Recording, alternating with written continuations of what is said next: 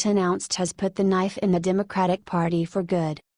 The fact that the Dems still can't even come close to what Trump has done for the Republicans, in terms of fundraising, is evidence that the Dems lack any form of a leader. And to prove it even more, now there is infighting amid bigwigs in the party itself. Elizabeth Warren is leading the charge within the party that the progressives have taken control. She has offended the moderate Dems, by saying that the progressives are the heart and soul of the party now. To see into their party, we all know, it's important to know your enemy. Watch her, below, at the 2017 Networks Nation Conference, courtesy of Reflect, via youtube.com. Did you hear her encourage necessary trouble? And call the progressives Donald Trump's worst nightmare? And they say that Trump supporters are the cause of the violence? Come on. There is serious infighting within that party. Former Representative Ellen Tauscher, D. California, said recently, and it's certainly not going to help us win. Our party should be looking to expand the tent. If we divide ourselves, we're doing our opponents' jobs for them. Yes, they are. Trump has had the worst press of any president, ever. And yet, still, the Dems are divided, with no true leader in sight. That party is done, don't you think? If you do, comment yes or no. Then share so all your fellow patriots can smile. H/T the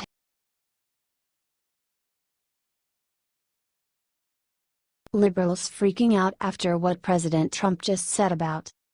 President Donald Trump has sent his condolences to the victims of the terrorist attack in Barcelona, Spain in a tweet.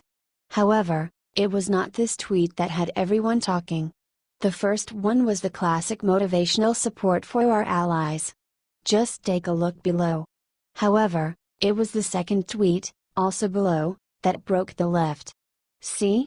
However, soon after he wrote another tweet that totally triggered the liberals and the leftist fake news media. This is the one that really drove them insane. The story that President Trump tweeted about is not new to those that have followed him since the very beginning.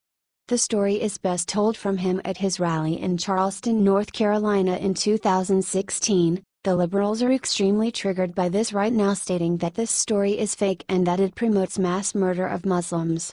Even though it's a story about becoming tough and destroying the enemy. The story seems to have been written for the first time in 1927 Chicago Daily Tribune article that described Pershing sprinkling some Muslim prisoners with pig's blood, which the jurimentos believed would condemn their souls. We also found this article where it tells the story in detail, written by librarian Walt Sinnert for the McCook Gazette in 2014. You can read it here. Whether the story is true or tall tale, it's still a good story about being tough and using the enemy's weakness to your advantage in war. Let us know what you think and share this report 10,000 times if you think that President Trump is correct in telling this.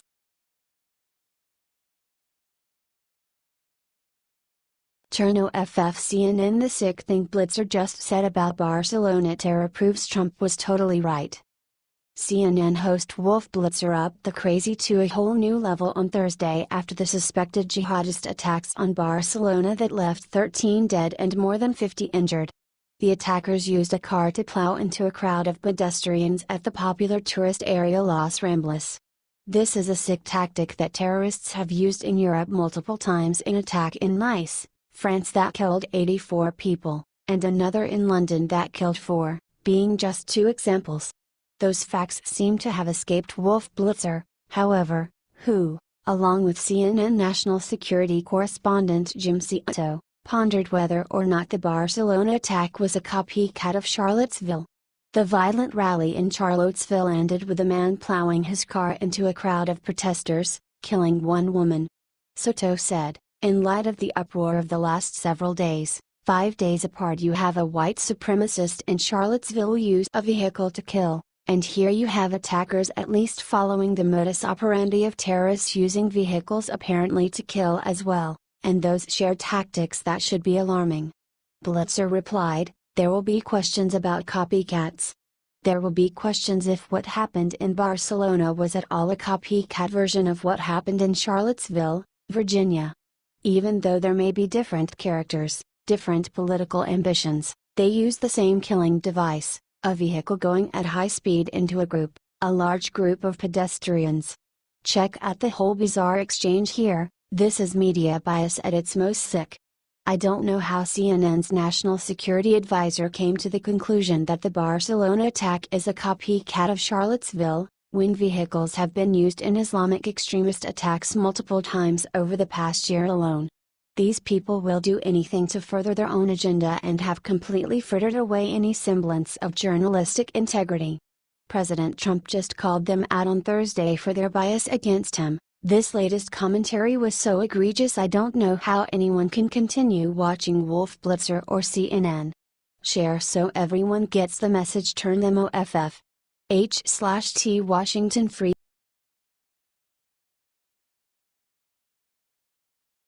Right after the senator called for Trump assassination, she got hit with a huge dose of karma.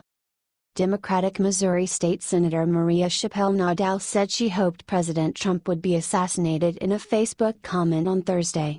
Her comment was quickly deleted, but other users saved a screenshot while it was still up. Chappelle Nadal admitted to posting the comment in an interview with the St. Louis Post-Dispatch, but added, "I didn't mean what I put up. Absolutely not. I was very frustrated. Things have got to change." Fellow Democrats were not sympathetic and called for her resignation. U.S. Senator Claire McCaskill said, "I condemn it. It's outrageous. And she should resign." U.S. Representative William Lacey Clay said, "Calling for the assassination of the president is a federal crime. She is an embarrassment to our state. She should resign immediately." Missouri Democratic Party Chair Stephen Weber said, "The party will absolutely not tolerate calls for the assassination of the president. I believe she should resign."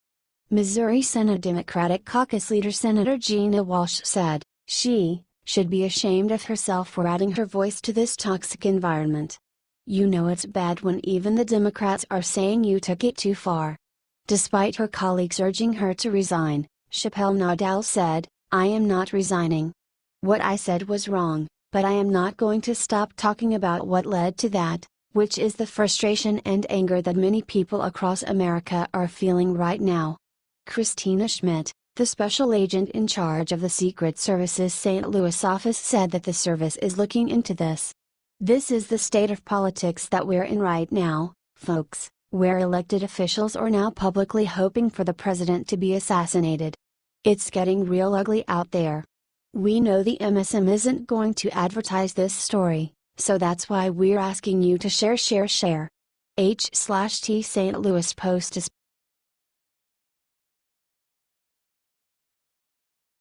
Bannon just said Trump was over, but what he said next had Trump grinning ear to ear.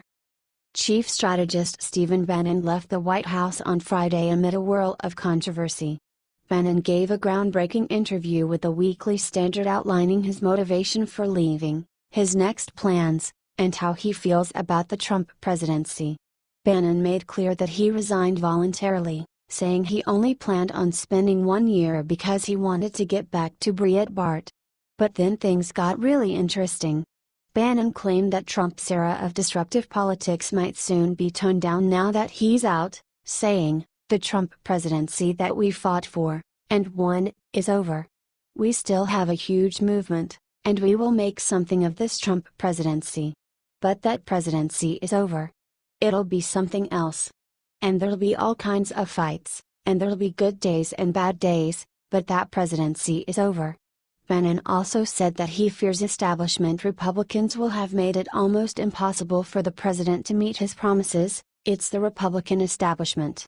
The Republican establishment has no interest in Trump's success on this.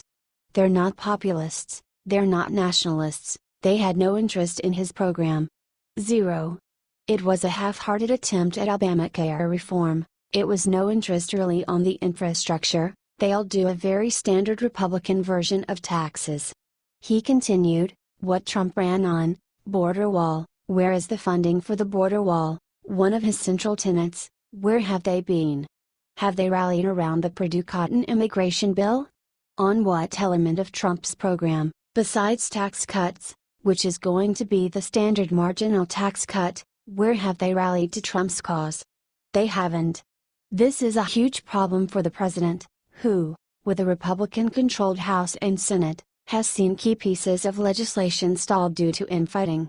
Bannon, for his part, will continue fighting on the president's behalf, and is eager to get back into the ring. "I feel jacked up. Now I'm free. I've got my hands back on my weapons."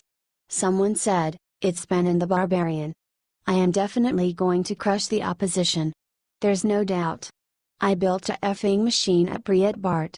And now I'm about to go back, knowing what I know, and we're about to rev that machine up. And rev it up we will do." Trump just released his ultimate weapon. Bannon is going to go back and chip influence away from the rhinos and the Democrats now that he's back at Breitbart.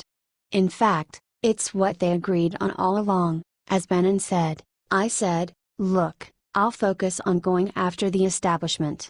Trump said, "Good, I need that." "I said, look, I'll always be here covering for you.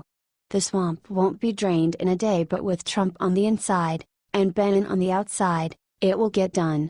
Share if you agree." H/T Weekly Stand.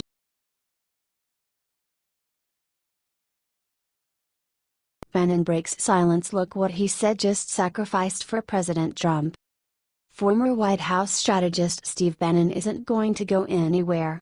Steve Bannon is going to defend President Trump till the end. It might be best for him to fight the enemies of America outside of the White House.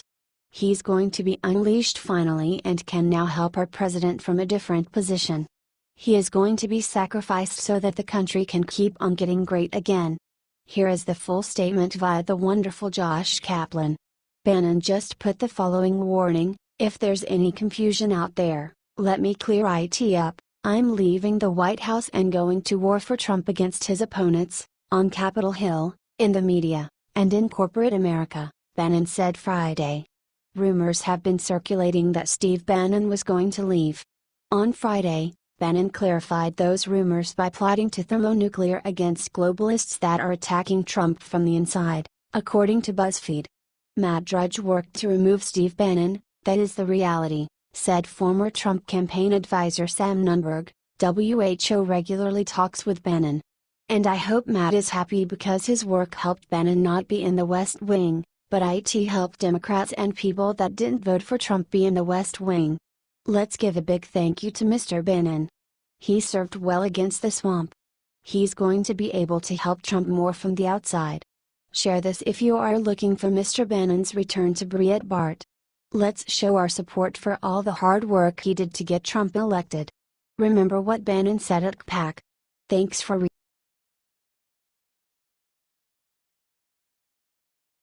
Steve Bannon is out, see the crazy reason he was fired. Steve Bannon has been a controversial person in the White House, since the get-go. But, hey, so has Trump. In recent weeks, there's been reports that Trump thought Bannon was one of the leakers. Then earlier this week, Trump came out saying Bannon is a friend of his and a good guy. But he seemed to hedge, when he noted that Bannon came on very late in the campaign. Well, he's gone now. He just resigned as Trump's chief strategist. According to the New York Times, Mr. Bannon's future is still being discussed, though. Someone close to Bannon has said the departure was Bannon's idea, and that he had submitted his resignation on August 7. It was allegedly supposed to be announced earlier this week, but that was delayed because of the events in Charlottesville, VA. Courtesy of ABC News, via YouTube.com, timing is everything, though. The announcement of his resignation comes just 2 days after Bannon gave an interview challenging military action against North Korea as a viable option. Of course, President Trump as well as Tillerson and General Mattis would all say differently. Do you think it was time for Bannon to go? Comment your answer, then share so all your friends are in the know. H/T